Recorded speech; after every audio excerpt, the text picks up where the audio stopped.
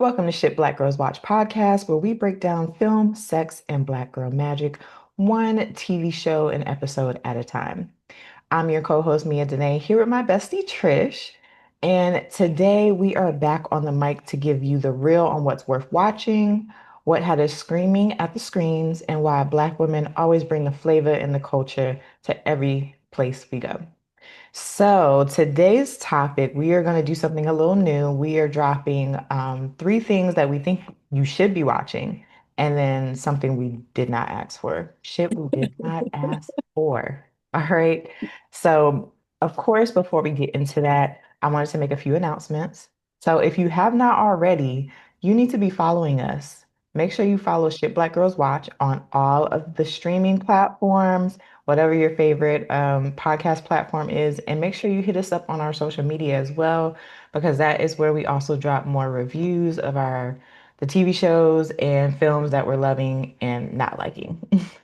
So please do that. Make sure you also, if you are interested in coming to any of our in-person or virtual events, sign up for our newsletter so you can stay up to date on what we're doing. And lastly, what's the last thing? Oh, yeah, join our WhatsApp community because that's where we're talking live about what we love to watch and what we don't love to watch, along with other amazing women. So, those are the announcements. The question I wanted to ask you, Trish, All right. to get into our intro question. Okay, so what's one thing you were embarrassed to say you haven't or hadn't watched when it comes to like a TV show or a film? Like of all time, Yeah, it could be of all time. Martin. Wait, Every time I say that, it becomes a whole conversation. you still I not seen am it? the black on black crime has to stop. So I feel like it was on at times in my house growing up. Like my mom or dad would be watching it. Somebody in the house would be watching it. I just never sat down and watched it. And then as I got older, I didn't realize how often people actually reference Martin. So then I'd be like, wait 1 minute, what's that from? And they're like, oh my God. And I'm like, damn, my fault. I am embarrassed. It's And then definitely, it especially feels like something easy, like, damn, Gina. I know that one I get from music. I get that one as a pop culture reference, but I guess there's a lot of episodes that I haven't seen. And apparently, it's a staple in the Black community that I am clearly clearly missing. So maybe one day I'll sit down and watch it. But I do like to name. I have seen Coming to America. I have seen Belly. I have seen Juice. I finally watched Do the Right Thing.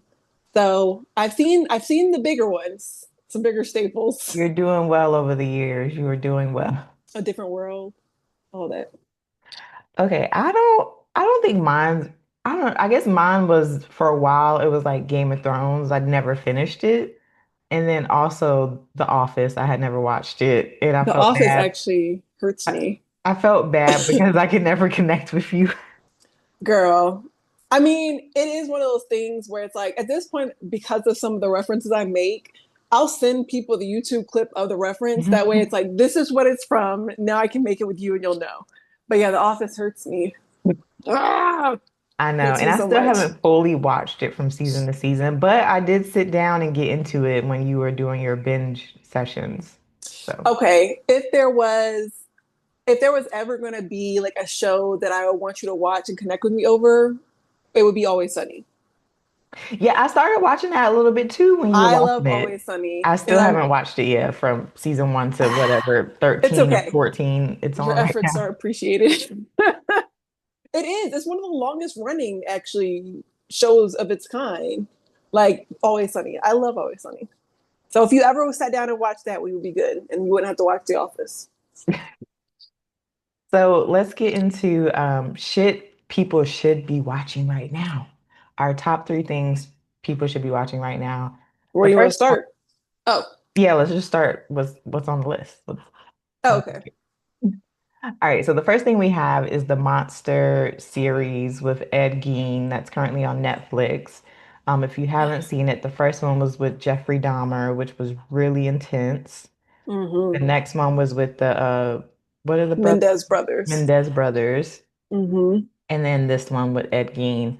who is known to be the Butcher of Plainfield, where he basically was killing people, skinning them, making furniture out of their skin, and then also digging up dead bodies from the grave. And he's influenced a lot of films today, horror films like Texas Chainsaw Massacre, Mhm. Psycho, so many others that you probably could name better than me. I was naming them while I was watching it, and I was like, oh, of course, Psycho, Norman Bates, that makes sense. Then I was like, what does Leatherface got to do with this? I was like, he didn't influence the Texas Chainsaw Massacre, and then I was like, oh, shit. And then there was like the serial killers he influenced, and I want to Mhm. start with a disclaimer that like this is violent stuff because we're talking about serial killers, blah, blah, blah. I do want to name, while we don't condone violence, we are going to discuss this without having to say that every single sentence. Yeah. So, as a fan of serial killers, without condoning violence, I actually really like this. I think Dahmer is still probably my favorite of the monster series. I'm also, if we were fans of serial killers, I was interested in Jeffrey Dahmer. So, And Ted Bundy, right? and Ted Bundy, which is why I recognized him in the Ed Gein story or whatever. It's so So, crazy. Like I know you personally, so I I don't know. take it offensively or weirdly, but I know people are probably like, "What the fuck you mean you got a favorite serial killer?" I mean, because as a person who's like FBI files, forensic files, like New Detectives, Snapped, I grew up in a household where like some of this shit was pretty prevalent. So as you're learning about like the atrocities of society, you kind of come across a couple of good serial killers, and by that I mean really bad serial killers. And you And grew up in a very like military police yeah, home, so I'm sure you've heard many a story. yeah, and we watched a lot of that horror growing up. Like we watched Psycho. I was a big fan of Texas Chainsaw Massacre. I still to this day think that's one of the best horror movies of all time. Like I think that's how I want to discuss this is just from that lens of like a character. So I did think it was interesting, and I looked it up to see if it was true. But people are kind of like on the fence about what exactly was true, and I didn't get Hmm. all the information. But allegedly, he inspired like um, Ted Bundy and allegedly helped catch Ted Bundy, which I thought was fascinating. And a couple of other serial killers. I don't know all their names, but I did know their work as it was coming up. I was like, that's the guy that killed all the nurses. Um, but yeah, I think this was really good. I think Charlie Hunnam, is that how you say his name? I don't know. Jax Teller from Sons of Anarchy. I think he did a really good job because I almost didn't even recognize him at first. I knew he looked familiar, but I didn't know he was a star of this show, and I didn't recognize him until like the third episode. Hmm. Oh, um, I agree with you about the part of like people were confused about what's real and what's not because Mm-hmm. I'm not someone that really fully knew about Ed Gein, and I honestly wasn't even gonna watch this series until someone suggested it, just because the Jeffrey Dahmer one was a bit much. And even though I did watch the Mendez Brothers, I thought that was really good and it wasn't too like intense for me. So I just Mm-hmm. wasn't sure what to get from this one. But I I think. will Oh. say, I think it's a good mix of the first two, where it's like it is intense, but it's not to me like what he does is awful, obviously. But because of in this series they incorporate the making of Psycho, it feels like it's not as serious at times. Mm-hmm. And it feels like also we're not I feel like we're not constantly seeing him killing people. I'm also only on episode 4, so please keep that in mind. So I will say, it actually lightens up the further along you get. Like I think it starts off really strong and really dark and gets lighter as you go, which I thought was an interesting choice. But I will say, for anyone that has watched Dahmer or is thinking about watching Dahmer, Dahmer is heavy, but that's because Dahmer's crimes and who Dahmer was as a serial killer was really, really intense. Like the what they portrayed wasn't even as bad, and I won't, go into it, but it wasn't even as actually bad as if you read the history of like Jeffrey Dahmer and his cases and shit. Like they left a good Mhm. amount out. And what's his name? Ryan Murphy. Ryan Murphy. He was talking about how he was thinking about like they got a lot of controversy for Dahmer and they're getting a little bit more controversy about this one as well. And like the way that they lean into the violence, they're Mm-hmm. pretty explicit in the way that they show like the crimes being committed. They really got into like the necrophilia aspect. I was like not expecting that. They really got into the skinning and like the Mm-hmm. mutilations. I wasn't really expecting that. But again, they did the same thing in Dahmer. And the problem with Dahmer was a lot of the victims who have been affected by these crimes and continue to be affected by these crimes feel like this is like exploitation to some degree. And it's Yeah. like glorifying these Glorifying it. characters and sensationalizing it. And they're worried about what this might do to people. I mean, I do think that's interesting what people are worried like this could influence more serial killers. And while I Mm-hmm. was watching it, especially because, Ed Gein becomes, well, he not becomes, but he is obsessed with his mother. That's kind of Yeah. the preface of why he kills the way he does. He kills women that remind him of his mother, primarily when he goes through something traumatic or whatever the case may be, he finds someone that reminds him of his mother and kind of kills them. Mm-hmm. Well, not kind of, but he, So unalives them. But what I was getting to was the fact that I was thinking, like, what makes someone, a serial killer, or what makes someone to the extreme of it's not just mommy son issues, it's like an obsession. And so I was listening to this podcast recently, which was talking about the trauma that kids face and how it's really developed from when they're like infant to like 3 years old. Those are like the most kind of important years of a the child's life. developmental stages. Yeah. Yes, when it comes to their connection to the mother. And it can actually cause really severe mental health issues later down the line if, for example, they were raised by a mother who ignored their crying, didn't hold them, chastised them maybe when they cried, or, did things that weren't connecting with them on a skin to skin level, on an emotional level, on a soothing Mm-hmm. level. And I was thinking, I was like, this is probably what this man definitely went through. If because she said in the show that she regretted having him. Like she was upset that he was born. So I can only Yeah. imagine how she treated him as a child. So I love that you brought this up. Um, Allegedly, when you watch a lot of shows like this, you're going to get Mindhunters is a great show on Netflix. And Mindhunters is actually about like the guys who went in and tried to establish like a profile and understanding of serial killers. And Hmm. they actually overlap with this particular episode in the end, but spoiler alert. So I was thinking about like this connection between like mothers and this mother wound that a lot of serial killers seem to have. Um, and there was, I was actually saying a podcast, and it was APA, the American Psychology Association, and it was called "Speaking of Psychology: Understanding the Mind of a Serial Killer," and it was with this Dr. Lewis guy, and he was explaining like, yes, it can be moms, but the certain a lot of serial killers have some type of like personality disorder. Hmm. So it's not necessarily about like the personality disorder doesn't make them kill, but it determines how they do it, I think is what he said. So he was like, that particular personality disorder influences it more. He does say that attachment with your mom and stuff like that will definitely increase the chances of it being like a proclivity for violence towards women or something like that. But Hmm. it's more about he actually separated serial killers from serial sexual killers. And somehow when we think about serial killers, we do tend to think about the sexual deviant component that goes with it, but that's not always the case. And he was like, more often than not, they actually don't even have sex with their victims because it's not the act of murdering is the arousal aspect, not Hmm. the sex. That's not what they actually want. And it's funny because when I actually was reading up on Ed Gein, because I actually was unfamiliar with the cut of his jib, before this. I didn't know a Yeah, lot about same. I him. did such a deep dive while I was watching this show. Same. So one of the things he had said was that he actually didn't even have sex with the bodies he dug up and the way that the show portrayed it because he was saying that they smelled too bad. And that made me think about like this podcast where he's like, there's not always this component of SA or mutilation or necrophilia or anything like that.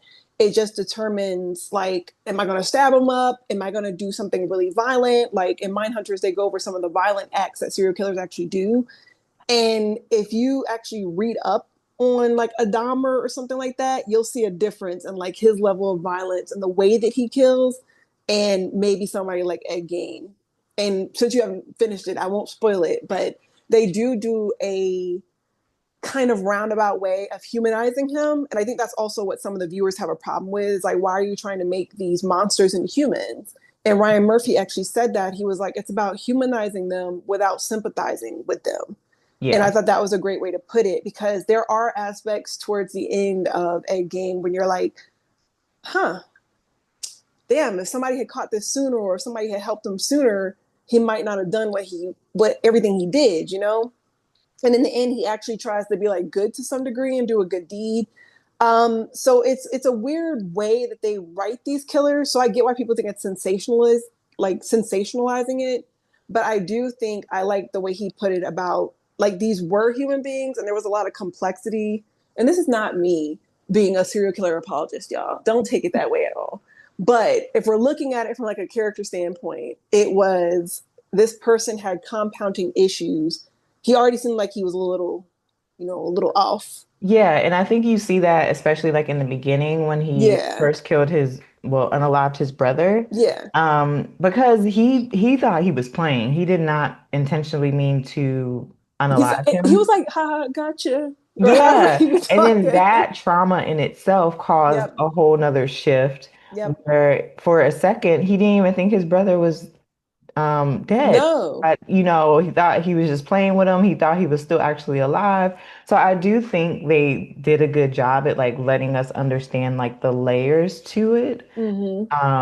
And like you said, like humanizing him, but I didn't feel like bad for him. I was still like, this man is crazy. But I Yeah. feel bad that he didn't get the help that he needed, or he wasn't around people that like really cared about him, you know? That's the problem. And that's why like leaning into the humanity aspect is so important, because like you're saying, like what creates these monsters, right? It's an absence of humanity in their lives. And I'm not saying that, oh, you like Ted Bundy. While I was reading up on Ed Gein, Ted Bundy, a lot of the like the psychopathologists that were studying like serial killers and shit, one of them was basically like, if you show me a true psychopath, because she was talking about all the compounding things that go into the mind and create a serial killer, right? Hmm. Or he or she, I don't remember which one it was. But basically, they were saying, like, if you find me a real serial killer, she always tells her students, or like a real psychopath, I'll buy you lunch. And she said to this day, she believes that Ted Bundy was the only true, like, man, this dude was just born this way and he got some So, fucked up shit. oh, is that what the difference is between a psychopath and they were like literally born that way? Well, because like psychopathy would be another like disorder, right? Antisocial personality disorder, I think, is typically what they get, where people call it like a sociopath. Hmm. So she thinks that he, like a lot of serial killers, and I keep saying she, but I don't remember what they were. Like they think that a lot of serial killers fall under the umbrella of antisocial personality disorder, but Ted Bundy might have actually been a psychopath. Mm. And antisocial personality disorder comes with a lot of, again, compounding factors and stuff like that. Psychopaths be psychopathing, and they have like a lot, and I mean that because there's like 25 traits or something like that, and I don't know them all, but he had like narcissistic personality disorder and stuff like that. And not every narcissist is a psychopath, but almost Hmm. every psychopath is a narcissist. So, but yeah, it was just a really good deep dive and rekindled one of my hobbies. Not for the serial killing. I mean, for learning about them and psychopaths and stuff like that. Oh, my dear child. But anyways, okay, so we think you guys should check out Monster Ed Gein. All right, so our next show that we recommend that you guys watch is The Girlfriend on Amazon Prime. I This was really good. yes, it was so good. I just love a good like psychological thriller, so that's Same. also why I really enjoyed this. But basically, it is about a young man that meets a woman, falls in love with her, but because he's a mama's boy, his mother is too controlling, has too much of a grip on his life, and some traumatic things happen. And I think also it's another level, obviously, because the girlfriend is also a little psycho. The mom is a little psycho, and they're not playing either of these games with each other. So But that's the things get thing. They really play intense. so many games with each other. It's almost crazy. But that's why I like it. I it reminded me of like that era of like Gone Girl and Girl on the Train and all those Mhm. different like mysteries of, white women that were going on, but were all very fascinating. I thought it was a good thriller because it you don't really have a reliable narrator. It's almost like I couldn't trust either one of their perspectives because it hops between like you'll see a scene with Cherry, the girlfriend, and you'll see it through her eyes of what happened, and then you'll see it through Laura, the mom's eyes of what happened, but they're different tellings of what happened. Yes, like the Like, conversations sound totally different, yeah, which is the what I really context. liked because you have to build your own conclusion on like who's right and who's wrong and like what really happened. Well, yes, and but that's the problem is I don't trust either one of them. It's like Exactly. because Cherry seems like super obsessive, and she does seem low key She put animal parts in a wedding cake of her ex and caused that shit to explode. That shit Like, was that was the best fucking like revenge I've ever seen in you my would say life. that. You would. You would say that. I'm not gonna do it, but the fact that she had the balls to do it, I was like, You touche, guys go watch the Valentine's Day episode. Go listen to the Valentine's Day episode. touche, Cherry. But which like I said, she's obsessive and she's a little crazy. And a little manipulative. But Laura is also like really codependent. It's a really another weird dynamic between mother and I son. feel like they're the same person. Like if Cherry had a son, I feel like she would turn into Laura as Oh, an that's a older really good woman. point. I think you're exactly right. Like they are, but they're the same person about the same person. And Yeah. that's what creates the tension in the show. It's because I think whoever they obsess on becomes like the thing and they get really territorial and really competitive to the point where they are doing what they were doing in the show. Now, I will say, or I want to ask, who do you think was the reliable perspective? It's really tough. I kind of feel like Cherry was the reliable perspective. And I only say this because she honestly wasn't doing anything in the beginning. I feel like she Agreed. She honestly was like provoked. yeah, I feel like Laura was really testing her the whole time to the point where Cherry finally flipped. I don't think Mm-hmm. we would have seen these personality traits of Cherry if his mom liked her until Mm-hmm. like a few years later or whatever. Like I actually think like they both liked each other. Mm-hmm. And I feel like they probably would have been a good couple together if the mom Mm-hmm. wasn't interfering and we wouldn't have seen Agreed. those crazy traits of hers for a while. So, For at least for a while, because yeah. maybe when she had a kid, because to your point, she probably would have been. I don't know how the husband didn't think Laura was weird. I think he did towards the end, but he was kind of like, "Calm Well, down, that's the woman." issue with mama's boys. They don't ever think there's issues until another woman comes into their life and then starts pointing out the issues. Because there was a scene where, like, first of all, the fact that he's having sex in his mama's house with his girlfriend, and then, That was wild. yeah, and then the mama comes into the bedroom and just has Yeah, just chit chats with him while Cherry's in the bathroom, and she doesn't even know that his mom's in the bedroom with them.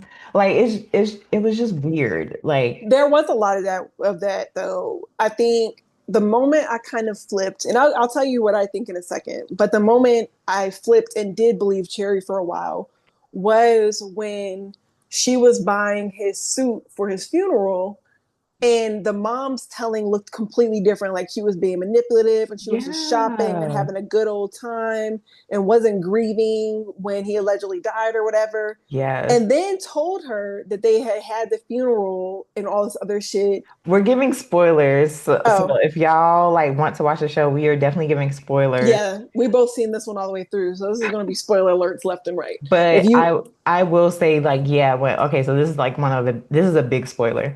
But when she basically told Cherry that he died, Mm-hmm. that was fucking crazy.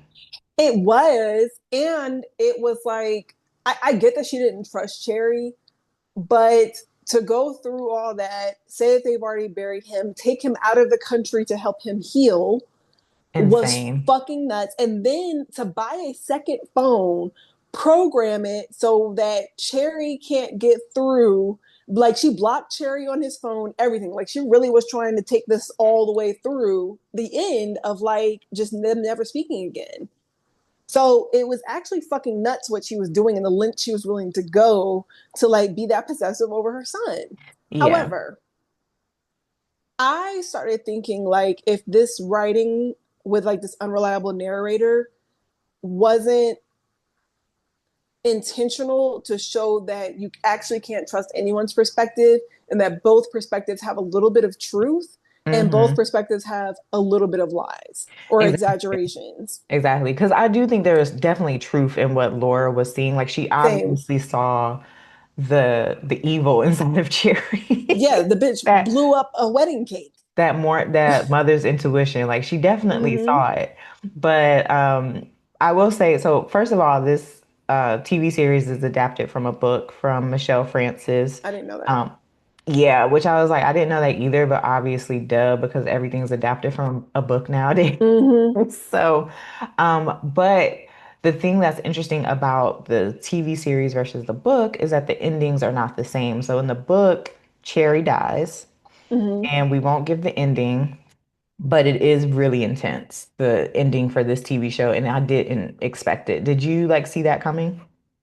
I did not see it coming because that was such a wild situation to be in for any person that I was Hmm. like, no, I did expect Cherry to die. Like, I thought something was gonna happen to her for sure. Yeah. yeah, that's what I expected. But the ending that they gave us is not what I expected.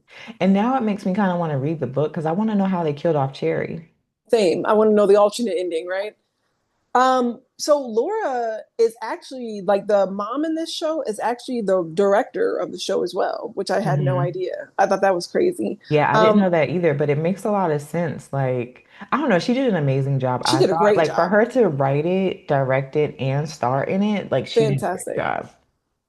Um, what I wanted to ask you next is with the mom being gone, it felt like they were going to give us a season two.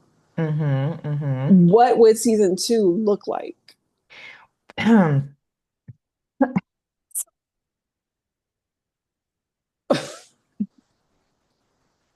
Like the mom is out of the picture. What is season two? So, okay, so I did read that they haven't confirmed yet if there's going to be a season two or not. That the director, what's her name? The actress's name? Ramen right. Robin Wright, yeah. She said that she doesn't know yet. She's basically waiting to hear from Amazon if it's a go. But she also said that she would be okay if there was like no I'll continuing. be cool. I think so too. I think it like left it like it ended on a good note. Like we It know did. what happened. We do. But if there was a season two, I feel like Cherry might eventually kill um oh boy. It Because would be like season three of you.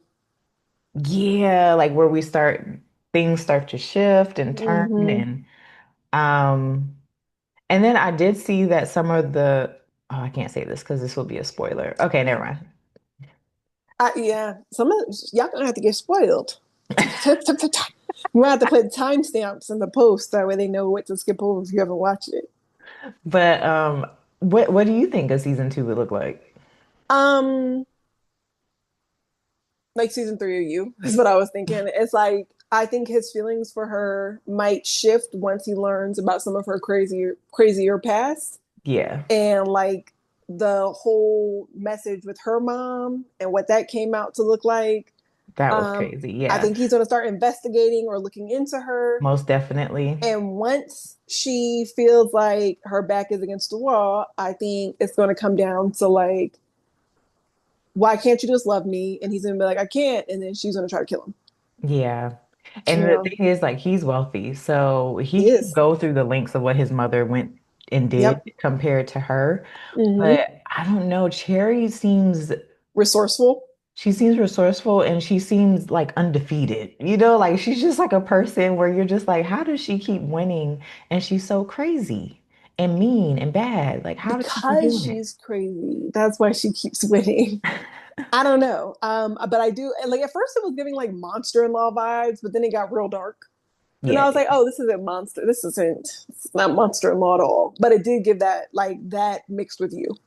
So before we shift into the next show, I do want to know, have you ever dated a mama's boy? Yes, multiple times, I've never, unfortunately. I've never dated a mama's boy. I seem to attract them like the plague for some reason. Um, I've had good ones though. And I know that sounds crazy. I guess they're not mama's boys, but I've had men who have had good relationship. Like my ex, he had a great relationship with his mom. The guy I'm seeing now, great relationship with his mom. But there's a difference between There having a is. really good relationship with your mom, which I've dated men that have great relationships with their moms. But when it gets to the point where your mom's like kind of controlling your lifestyle and your choices, that's like a mama's Yes. boy. Yes. So I haven't gotten, well, no, I have. I have dated that. Unfortunately. And it's exactly what you think it is. It's you're always gonna kind of feel like a second fiddle Mm. a little bit, like you're never gonna be like a priority. And you don't want to resent anyone's parent, but there might be situations where she feels like it feels like she has too much influence over his thought processes and like decisions where it's like you're in a throuple and not a couple. But I've never lasted too long with those types. Yeah, that So, sounds awful. but I do like men who have great relationships with their moms or like their Yes, sisters and things like that. for sure. All right, let's get into this last episode that we suggest that you should be watching, which is Gen V, also on Amazon Prime. Trish and I just happened to come across this. We did. It was actually recommended, Well, I and have I did been not watch it until you recommended it. I have been seeing it like promoted so Mhm. much. I was just like, oh, let me finally watch this. Because at first I was just like, I don't know if I want to watch any like teen I TV didn't. show. They were incepting us though, because I They did see were. advertisements everywhere, billboards, buses. Like, I get it, bro. Like, leave me alone. Well, their advertising worked because we It finally did. watched it, and now I'm obsessed with it. I'm on season two now, which the season two just came out. So if you haven't started the series yet, you can. And it's basically a show about teen superheroes that Hmm. are attending this college. Well, they're not teens, sorry, they're college students, Hmm. and they're attending this college for superheroes, basically learning how to use social media to become to become famous as celebrities and use their talents to, make a living, basically. It's They're like the new, Marvel for Gen Z. yeah, they're the new celebrity. And this is basically a spin-off of The Boys, if you ever seen that show on Amazon, where also a superhero show, but that's focused obviously on adults and it plays into some of the superheroes we know, like Wolverine and Captain America and stuff like that. So, if you've seen The Boys, you'll definitely like Gen V because some of the characters and storylines, not some of them, they do intertwine. Hmm. But you could still watch it without having seen The Boys because I haven't fully seen The Boys and Me it's either. very pleasurable to me.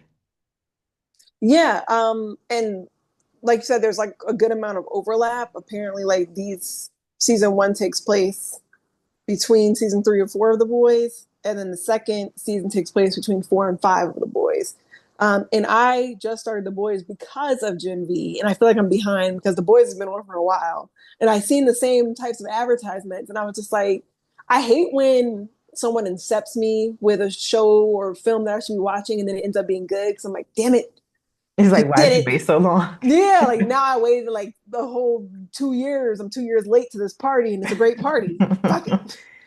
So I like this show. I like it a lot for a lot of different reasons. I like that the superpowers are kind of metaphors for different like social issues. Yeah, Um I really like that part. I think that the way like even the opening just the first episode alone, it if gets you you watch hooked. it does because you were saying that like just the first episode was this whole like extravaganza. So if you watch that first episode, even the way like Marie comes into own like having her powers and is able to like bend blood and shit. Like it's a really cool depiction of somebody was talking about how it's like a coming of age moment for women and like even like the brutalization of that that part of our lives. Yeah, of having to bleed every month. Yeah. Yeah, like the way that comes about, it's violent almost, and they talk Hmm. about like like basically like periods inflicting like violence on women's bodies and what that looks like. It's like an internal thing. Yeah. I thought though Emma had a really interesting power in being able to get big and small with what's essentially an eating disorder, even though she rejects that. Like she has to eat a lot to get big, she has to purge to get small. I thought it was interesting because everybody keeps calling her out for like having this eating disorder, blah blah blah. But like Marie has to self harm to like use her Exactly. And that's what powers. she said. Yeah. Yeah, it was really fascinating that no one really talks about Marie's powers like that. Her powers are actually really cool. I actually think of everybody, hers are my favorite, and they look the coolest on screen. Like Yeah. But I also like the evolution that we get to see of them learning their powers because it's it's like an like, anime. yeah, because it's also like even though they're in a school that's supposed to teach them how to use their powers, I don't see nobody being taught how to use the powers. Girl, Like, I actually wish a lot more. Like, this is why we like, for anybody that watches anime, this is why we like anime. This is why we like shonen, because you're going to see a character, even if it's a lead ensemble like Naruto or a Hunter x Hunter, you're going to see the characters come into their power. Fucking Dragon Ball Z. You see them hmm. come and grow into their power, and it's an evolution over a period of time. I think sometimes people just thrust us in it, and it's like I want to see them get stronger. I like the character development that happens with someone getting stronger. I like learning about the motivations, like whatever Cypher's doing. We're trying to figure out how to make them stronger in season 2. Like I like pushing people to see like how much, like how great they can be. And I think Yeah, this show does a really good job, like from the beginning of doing that, even with the ranking system, like at the college where they rank the top the superheroes. top superheroes, and it's based on like a bunch of things. It's like, do you have like a cool enough power to have you trending? Do people Hmm. like you? Like there's a lot that goes into like the social media aspect, which I thought was interesting, which is why But I it's say it's like very, Marvel for Gen Z. yeah, I was about to say it's very spot on to It what is. Gen Z is dealing with now. So that's, I It also like is. that part. But like you were saying, it's very like political, which the TV show The Boys is very aligned with what's happening in today's Mm-hmm. society. So it makes sense. Um, I forgot what I was about to say. Oh, Well, I go ahead. also I do like the fact that you come in liking one person and then Mm-hmm. over time it shifts. And Yeah. they do a really good job of like not really telling or showing who the good guy Mm-hmm. is and who the bad Yes. superhero is. So I Mm-hmm. really do like that because it causes so many like unknown surprises. I'm like, oh my God, I didn't Girl, know. there are so Wow. many times in this is really like a philosophical movie to some degree about like what comes with power and some of the decisions that you have to make, because there's so many times throughout the show where they're making decisions and I'm like, that's a terrible decision, but I'm like, it's a realistic decision, but it's still a terrible decision. And there are so many times where like they betray each other or backstab Hmm. somebody, and I'm like, we could never, you beef with me, you got beef forever, like But there's no way we're cool after that's this. also young stuff where it's Yeah. like, because I know, oh my gosh, I know in college, people would do stuff to me and I would like kind of ignore it. Like when I look back, I'm like, Mia, who were you? Like, why did you continue to let this person in your life? But I think No, that's fair. that's kind of like, like growing into adulthood is like you start to have a lot more respect for yourself. You start to Yes. have a lot more standards and boundaries. And I think they're dealing with that extremely fast in their college years. Hmm. And so we get to see a lot of like friendship shift, rivalries form, Hmm. and honestly, you don't know who will be with who by the end of the season. Well, I do like that. It keeps me on my toes about like and I kind of like that there's a lot of like betraying and making up, because it's almost like even though I don't fuck with you right now, I still have enough integrity or morality to do the right thing or make the Hmm. right choice, even if I don't always make the right choice. And that's like a reoccurring theme throughout this. Almost everyone does something redeemable, and almost everyone does something that's like, you Yeah. are not a good person. I think, do you have a favorite character?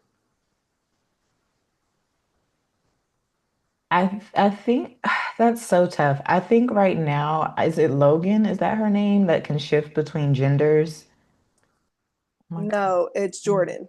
Jordan. So, yeah, I would say Jordan, I think right now is my favorite character. I just like her vulnerability. I like that she still has integrity. She gets on my nerves sometimes because I do think she's a wimp at times, but she shows that she's not with the shits. Like she's down to fight at any moment, or Hmm. they are because they go between being a girl and a Hmm. boy.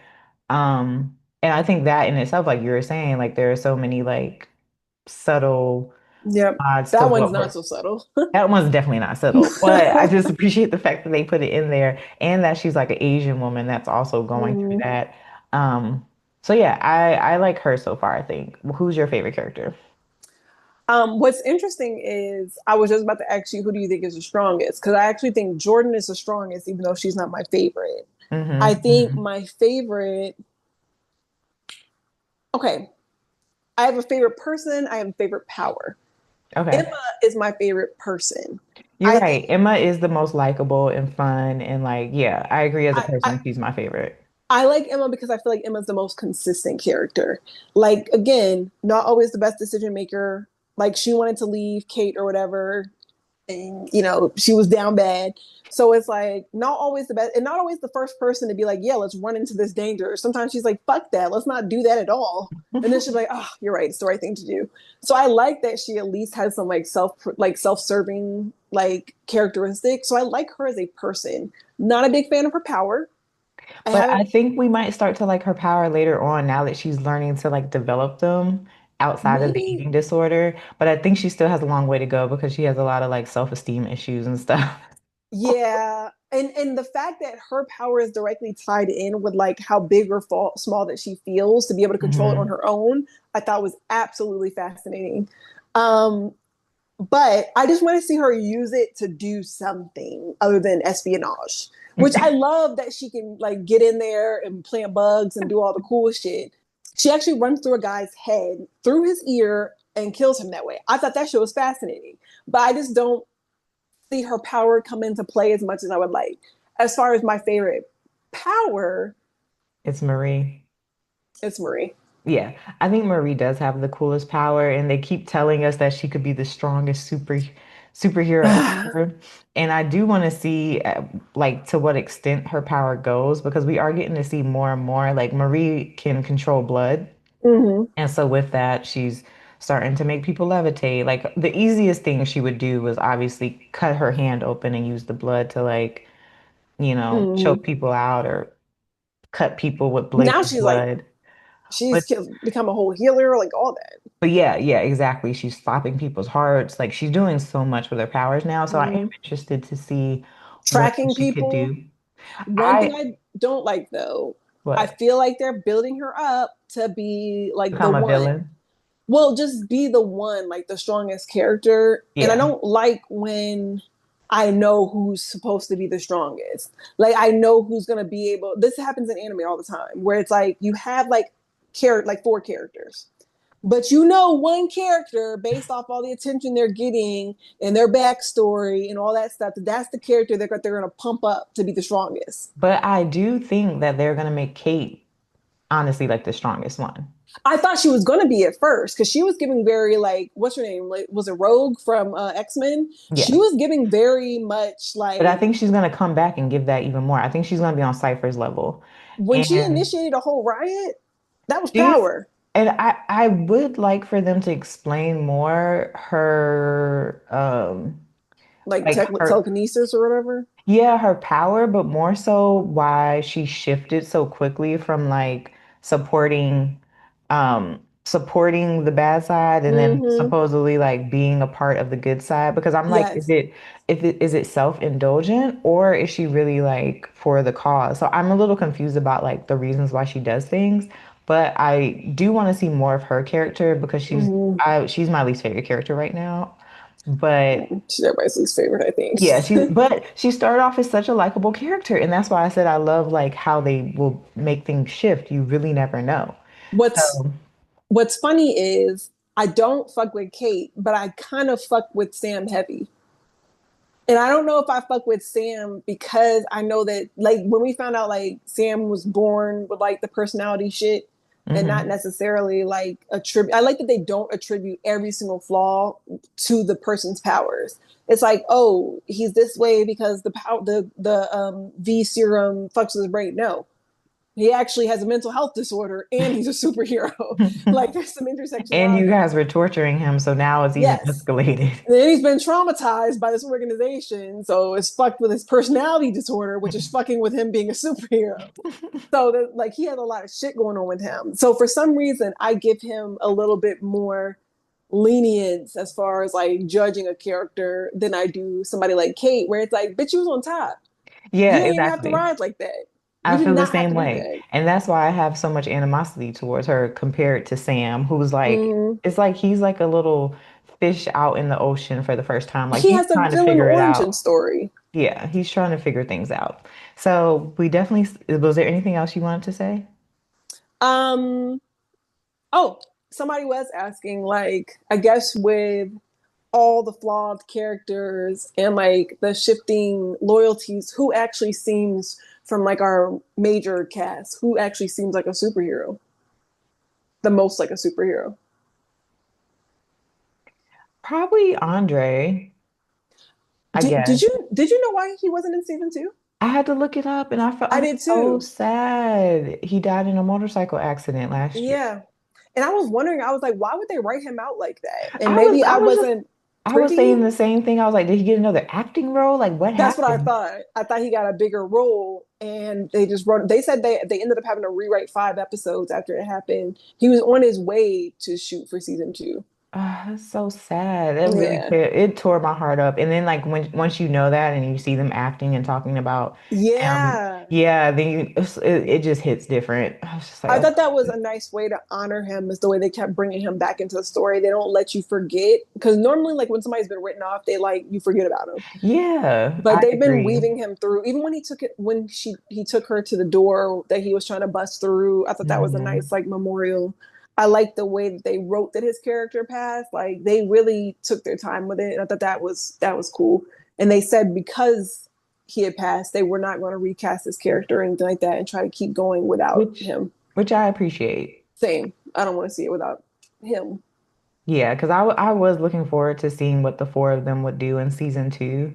Mm. So I'm sure they'll probably eventually bring another character that's kind of like him. But yeah, I was really sad to hear that. And I would have agreed with you. Andre seemed the most like a superhero on the Yeah. show. All right, so let's actually shift a little bit because we're about to talk about And is keep not asking for and keep getting. is another trash ass season of Love is Blind. We did not ask for this. Girl, this is the weirdest fucking cast I think that has, and I thought we've had some weird casts before. This cast is fucking weird. They're And we'll they're get to it also in a not that minute. interesting to me. Like I'm not attached to any of their storylines at all. I thought two of the white women were the same person. Girl, I was just about to say that. The lack of diversity, why are all these white people Girl, looking the same to me? I'm getting I, everybody confused. Even some of the white men, I was getting a little confused.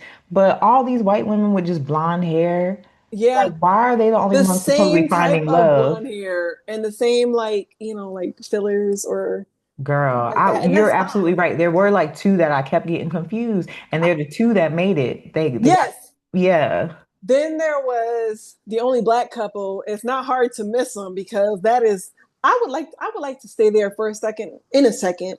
But basically, yeah, the oh girl and Joe and Madison, Joe is fucking hilarious. He was a piece of shit. But when he was talking about Nick, they had that clip of him talking about Nick. That shit was funny to me. He was basically like, allegedly, he's like a good guy. He ain't my fucking guy. Joe began I slithering and actually saying like Joe a anything. lot. I did Joe's the one she too. didn't pick, right? No, Joe is the one that makes it through with Madison, who's going like blind and basically is like, I prefer Oh, skinny girls or yeah. whatever. Okay, okay, It okay. says that wild shit. And he's kind of like, you could tell he's not like the most like into her, but he's like dragging it out. Then he goes and meets her mom. And they're basically like, yeah, what happened? Like, apparently he was engaged before. He was supposed to mail off his invitations, did not mail them off because he was like, he shouldn't drag it out anymore because he didn't want to be with that girl. The mom's like, oh, you're not going to last minute my daughter, are you? And they all have a good laugh. And he's like, no. And I'm like, Joe's lying ass. He ain't even a good liar. So what annoys me about Love is Blind at this point is that their casting is no longer, they no longer take this shit serious. At this point, they're just No. picking people that might make good TV because listening to my girl Jessie Woo, I would love Jesse. yeah, she Love was Jesse. talking about the casting process and how, I don't remember she was interviewing someone or if Ricky told her this. Mm, But they're basically just saying that the casting people were telling the people that were going through the auditions mm. that it's okay if you don't really want to get married. Like everybody doesn't Girl, make it to the end. What's the point of the show then? Like, we're I trying to look for real, like, we want to see real success. Lauren and Cameron. Like we want to see Tiff Exactly. and Brett. Like we want to see black women happy. That's not the only thing we want to But see, but we even would but like to even see. before it was like at least the white people were finding love. It's like, dang, ain't nobody finding anything anymore. It's just trash men. Y'all just keep picking trash human beings. Allegedly, I think the only successful couples that are still married, I mean, there's a couple of them that are still married, but it's far and few between with how many actually get pushed through the show. And I do Exactly. think there's a point to you saying like they're just casting any and everybody because Jesse Wu was talking about how Chelsea and like the people that are doing the casting and stuff are actually like a lot of the men are getting solicited through their DMs and stuff like Yes. that and being asked to come on the show. So Or it's not like being found people, on dating apps. yep. And so it's not like people are genuinely learning about or entering this process with like the open mind of wanting to find love. And you could tell with how quickly they turn after they fuck during the honeymoon. It's like you get to the honeymoon and now shit gets real and you're like, fuck, what am I didn't mean to be here this long. Oopsie, accidentally almost got married, I accidentally just got wanted my engaged. 15 minutes of fame. Like and that's the problem too is that some of these people are becoming go on Love Island or some shit like that though. You don't gotta But you be all gotta up get on to through Love is Blind to get to Love Island. You know what I'm saying? There's certain processes. right. You're right. I do think though, on that same note, fucking Edmund, bro. Like The way that they love embarrassing black women. Because why would and black they ever? men to some y- degree. You're right, black men too, but especially black women. Because why would you ever put a She man on TV that's talking about eating his boogers? And then when he was licking the floor, oh my God. bitch when she was licking her foot. I had to look away from the TV because I was Well, like, you're not into the "Sir, foot thing, I'm not." but I was like, "Girl, you need to watch this." I know you will be but it was heckled, more disgusting because she has a whole bunch of sunblock on her girl. toes and This he was licking it.